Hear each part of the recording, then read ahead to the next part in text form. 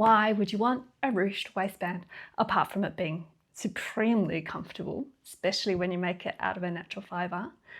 Maybe it's an aesthetic appeal because you've got, nice stripy fabric. I'll put a picture in. Maybe it's because it's so flattering to a tummy. I've also come across scratchy, bulky, itchy, saggy, ruched waistbands and ones that are very non-malleable. We don't want those. We're not making one of those today. We're going to make a really comfy one.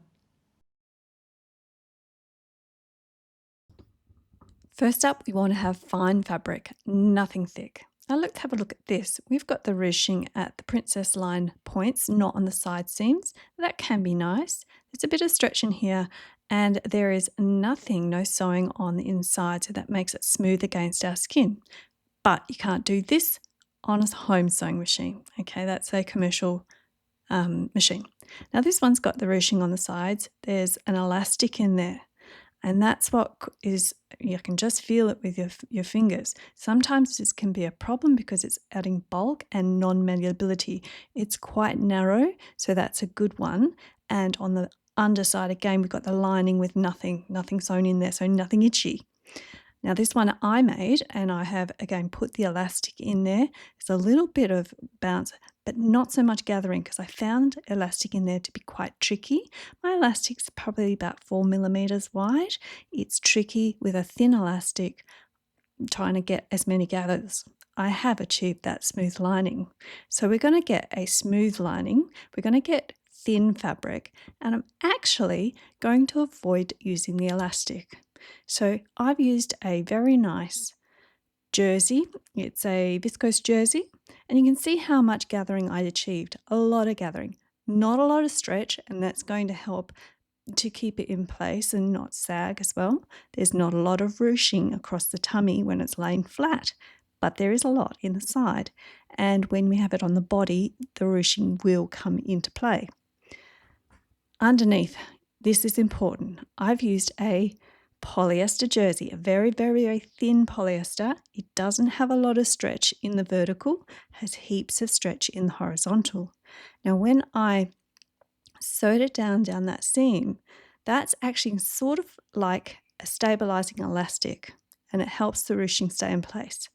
That poly, not the natural fibre, is also going to stabilize. That natural fibre is going to give out with heat, the body heat, but that poly, see, it's got the same amount of stretch, even more, it's going to stabilize it so it doesn't stretch out of shape.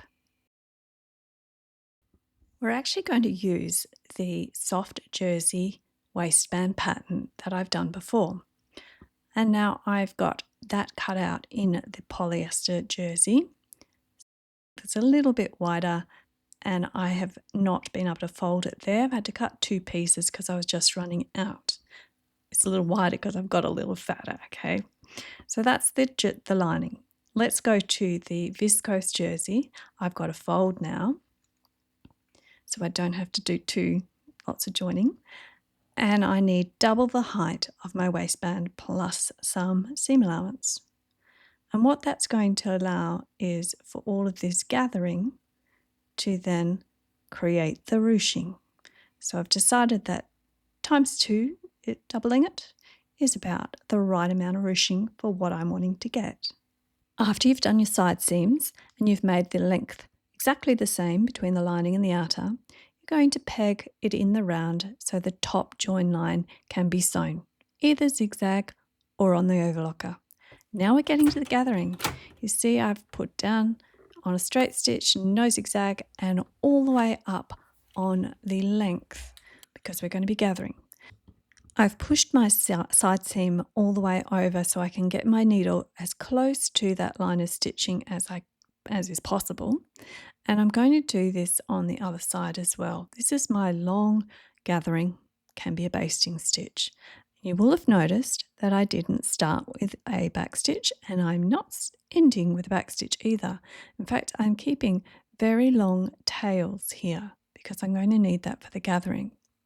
Let's go ahead and do that for the other side of that same seam, because when you have couple of rows of gathering stitch, you've got a lot more control and you can get more gathers in. So it's exactly the same. I'm just going to not do a back stitch to start, go as close as I can to that line of stitching, which is the side seam, without crossing over, because you will run into troubles if you cross that seam. It will snarl when you try and gather it up. And just all the way up. Again, don't cross the waist join. Okay, you don't want any stitches there crossing the waist join. Keep your tails long, and we're ready to do some gathering. So the important thing with gathering is that you know which is the right side and which is the wrong side in terms of your top stitch and your bottom stitch. So you're finding your bottom threads, and you're just going to take a little while to sort out your threads. They might have got a bit stuck in a stitch. Just get those out and carefully find your bottom stitches, and you can pull them and the material will gather up. Now sometimes I do this with two of the two stitches at the same time, but I really find it a lot easier if I do it one thread at a time. So you can see me bouncing between trying to do two and then going, nope, it's a one thread job to get the gathers in there. What is going to happen is you'll get a bit of resistance, and then you flick up to the top. Again, get the bottom thread. The bottom thread is what gathers. If you pull on the top thread, it's going to set the gathers. So you don't want to do that. No more gathering if you pull the top thread. So again, use each of those threads that you've got. I'm just pulling one here and then going to the other to get the gathers into your fabric. And as you achieve some gathers, you just pull the gathers along the fabric. Then keep putting some more gathers in there and keep easing the gathers out along the fabric. So eventually you're going to get all of these gathers as consistent as you can. Not like that, that's not consistent yet. You have to do a bit of playing. Let's flip over to the other side seam. Those are the long gathering stitches close to that side seam. And I did put in a side seam when I fitted my waistband on my body. It was a little too big, so I thought I'd put another side seam down there, even though I had a fold, just to keep things nice and consistent. All right, let's look at this gathering. I've got my bottom threads and I'm pulling those. This is happening a little easier. Sometimes it does, I don't know why. And I'm just pulling out the fabric along the thread while I hold the thread, because it helps us to pull the fabric along. So I'll speed that up for you, and you'll see I'll go to the top as well to get some gathering from the top down. And I'm just trying to gather it till it's the same size of my lining. I should say subscribe, and of course the best thing you can do for a small channel like mine is to watch all the way through.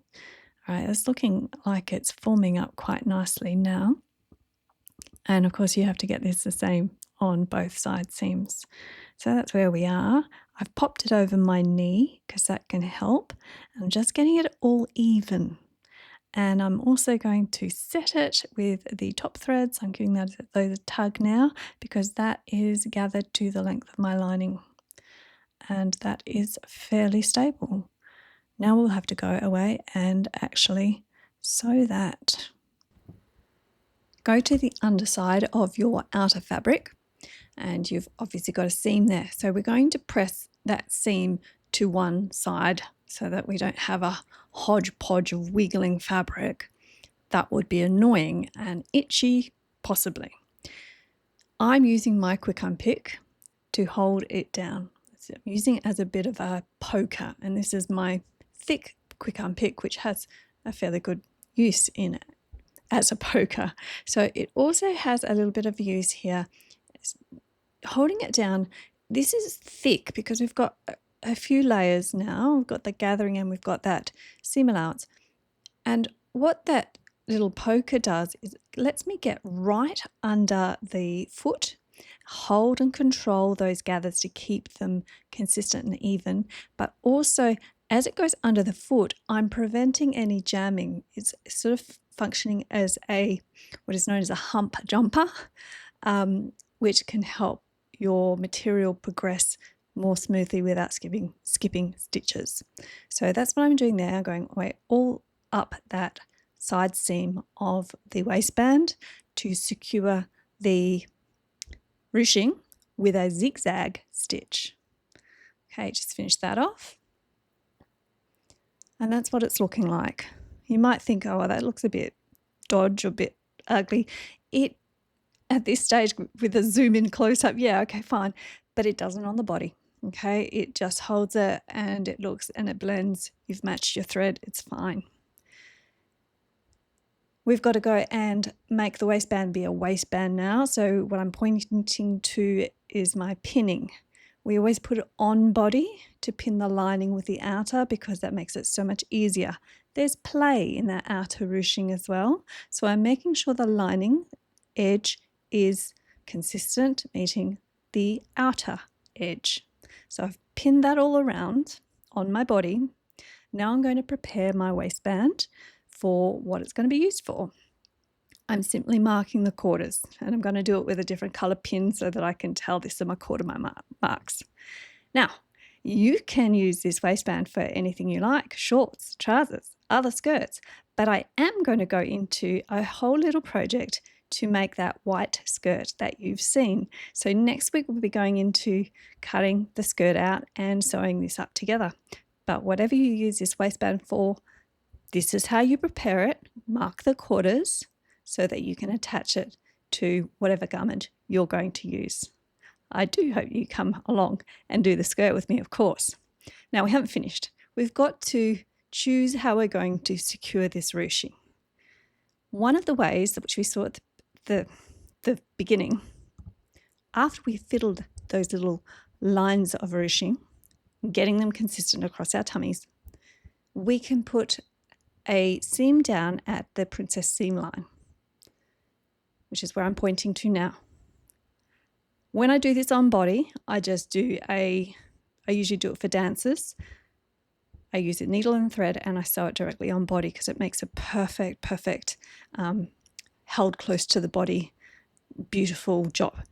I'm actually trying this on myself with pins. These pins are quite long and I'm weaving them in and out of the fabric to try and keep those ruching folds consistent, because I don't want them all in one place and then dead areas.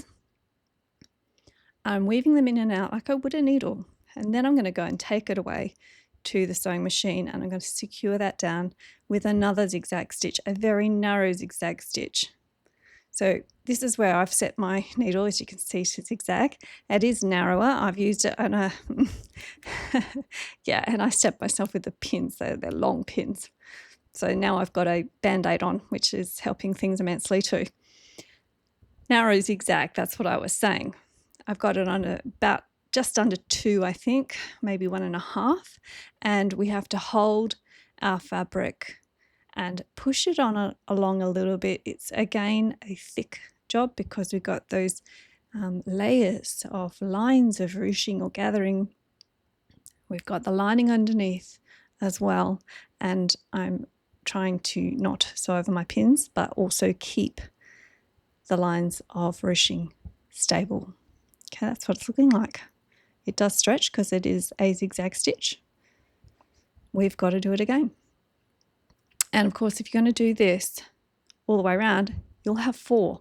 This is the back. I haven't done the back yet. As you can see, that white bit there, that's the front or the outer bit flipping over, so it's not the lining. This is where I've stabilized it with those princess lines of stitching.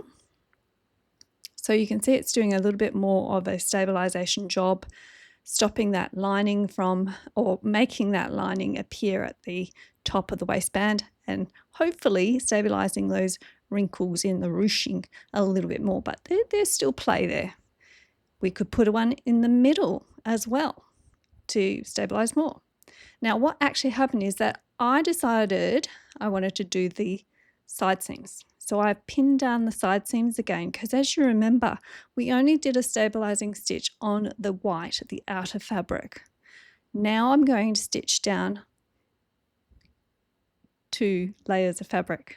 So I've got the outer fabric and I'm stitching it down onto the lining, which is going to act as a stabilizing piece of elastic in lieu of the elastic, because I'm not using elastic here. And this I liked very much. I'm lifting and helping my needle progress. I'm using a medium zigzag to catch everything. The underneath, get it as good as you can along that seam line. I think I caught it a little better on this side. And that's going to help it not grow longer. So the outer fabric, it gets longer. I want it to be just the same height as my lining. But go away and now try that on, because you might decide one way is better for you than another. I decided I liked just the side seam stabilization, so I took out my princess line. And that's what I ended up with. And it works really well because I've been mucking around in front of the camera and it hasn't budged and it's looking good no matter what I do. So that was the answer for me, just to stabilize the side seams. And I've got a very, very, very comfy waistband. Do join me next time. I'm going to show you how to do that skirt. We'll do the whole project. I can't wait to see you again. Enjoy your comfy life, and I'll see you then.